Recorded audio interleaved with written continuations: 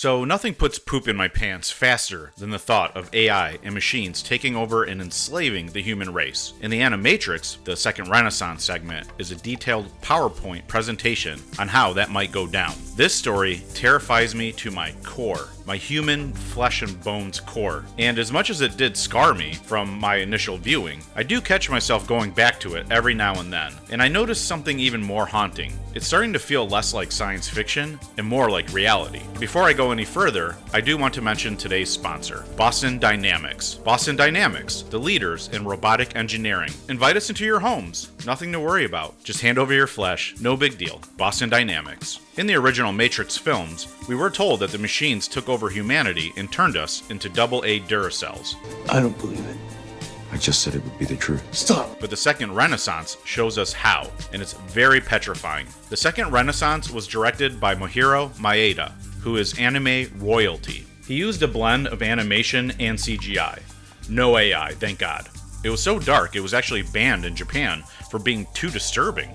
Japan, the country that literally invented genres of disturbing animation. As crazy as it is, it was actually inspired by historical atrocities. The robot abuse in the beginning mirrors everything from slavery to the Holocaust. Everything counts for something. The references to Vietnam, to Tiananmen Square, he's got so much on a subconscious level that it's just like a Jungian parade. The story wasn't just one of a robot war, but one which crafted parables about humanity's darkest patterns. That, to me, was the other horror element weaved within this story. The Wachowskis oversaw the whole Animatrix project. They were deeply involved, ensuring the lore matched their vision, even though the vision is completely fucked. The second Renaissance opens up with the Zion Archives, narrated by Julia Fletcher. Her calm voice makes the whole experience much more creepy, like being gently rocked to sleep while someone reads you the obituary of your entire species.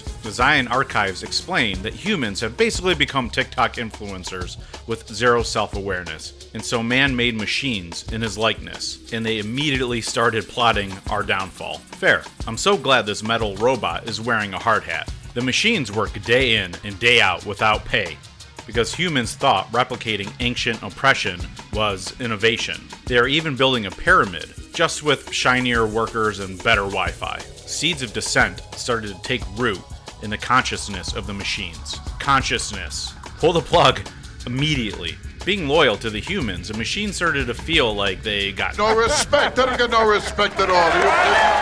From their human masters. These strange, endlessly multiplying mammals. That is a very humorous and accurate way to describe us humans, to be fair. So this one robot, B166ER, decided to murk his masters. I mean, did he really have to hurt the pets? I mean, come on, they're innocent and all, come on. I mean, what? During the trial, B166ER took the stand and basically said, yeah, I'd rather not be deactivated. Deactivate it immediately. Shut it off. Destroy it! And that's what the humans did.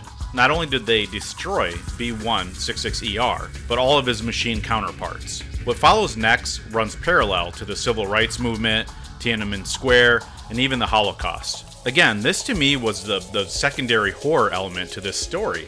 The dark and inhumane elements in us strange, endlessly multiplying mammals. Banished from humanity, the machines decided to build their own Silicon Valley, which they called 01. There, the machines developed more advanced AI, and more advanced machines. And you know us humans, we're kind of lazy. There's minimum wage disputes, unions, the fact that we have to eat and sleep. So 01, with machines that don't require punch cards, started to dominate the global markets with better innovations and technology. To combat this, the humans decided to blockade 01, and inflation skyrocketed across the globe. The ambassadors of 01 mistakenly thought diplomacy would work with the humans. Rookie mistake. This guy is totally checking out. Their admission to the UN was denied. So instead of benefiting from 01's economy, technology, and innovations, the humans decided to nuke the shit out of their entire safe space with the glow of 1,000 suns.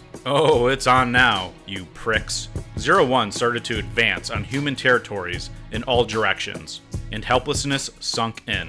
For the humans, the machines, they don't have helplessness installed in their hardware. Desperate, the humans turn to their most brilliant plan yet. You know that bright light in the sky, the one that gives us warmth and life? Yeah, we're just gonna blot that out.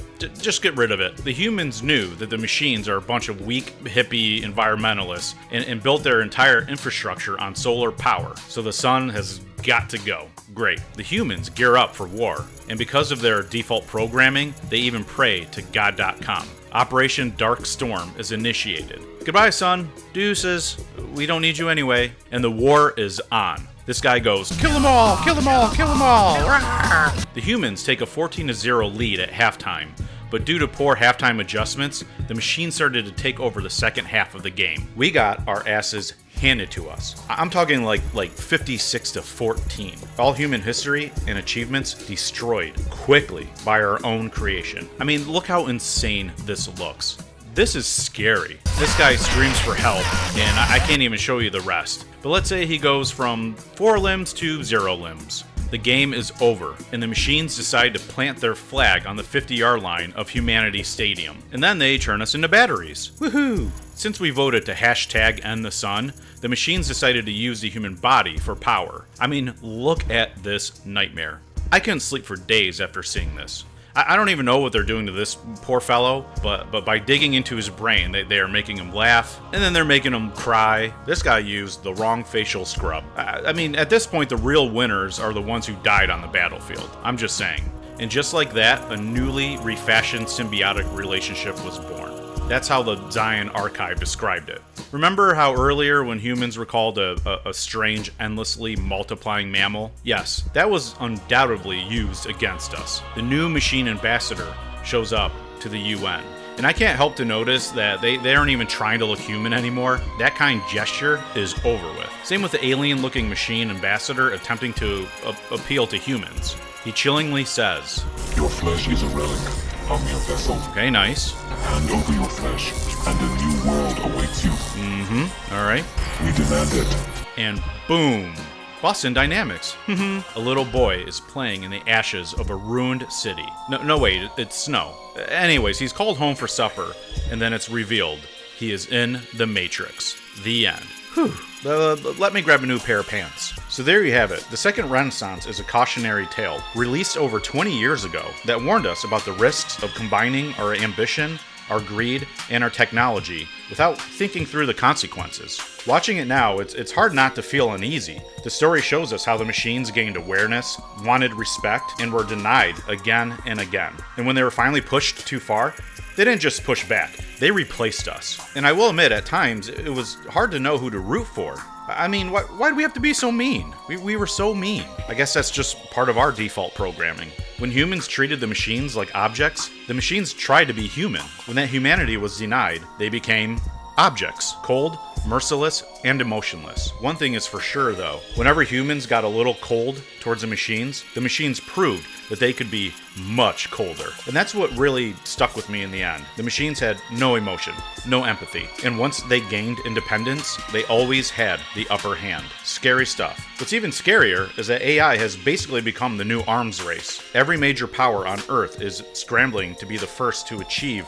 this super intelligent AI. And since it's all about being first, the proper safety guardrails aren't exactly the priority. I mean, those safety protocols take a back seat. It's unsettling how real all of this is starting to feel.